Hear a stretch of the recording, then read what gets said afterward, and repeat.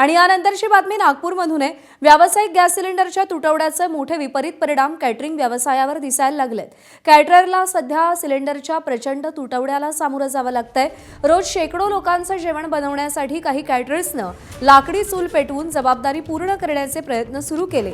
मात्र सध्या वाढत्या तापमानामुळे दिवसा उघड्यावर होणाऱ्या कार्यक्रमांमध्ये चुलीवर स्वयंपाक करणं अत्यंत त्रासदायक असल्याचं कॅटरर्सचं म्हणणं आहे। त्यामुळे सध्या असलेल्या आणि रोज मिळत असलेल्या सिलेंडरच्या आधारावर जेवढे दिवस काम करता येईल तेवढे दिवसच काम करू आणि नंतर थांबवू अशी भूमिका कॅटरिंग व्यावसायिकांनी घेतलेली आहे।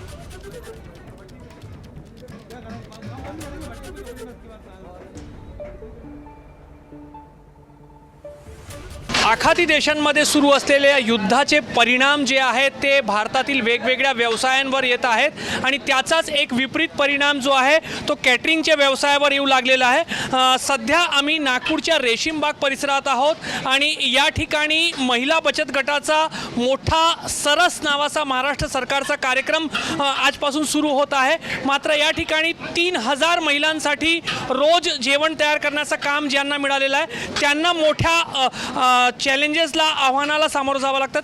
दीपक जी, रोज कितने सिलेंडर आपको लगेंगे और कितने मिल पा रहे हैं? 3-4 मिल पा रहे हैं, 2 या 3 मिलते हैं, निकलने लगते हैं 10 सिलेंडर रोज के। तो फिर आप 3000 लोगों का सुबह शाम का खाना कैसे बना पाएंगे? कितनी बड़ी चुनौती सामने है? बहुत बड़ी चुनौती है सर सामने। बस कर ही रहे काम, कैसे भी लकड़ जला के कुछ करके कैसे करके काम कर रहे हैं। लेकिन नागपुर में इस समय 40 डिग्री तापमान है, लकड़ी की भट्टी पे काम करना सरल है? नहीं सर, बहुत मुश्किल है, बहुत मुश्किल है।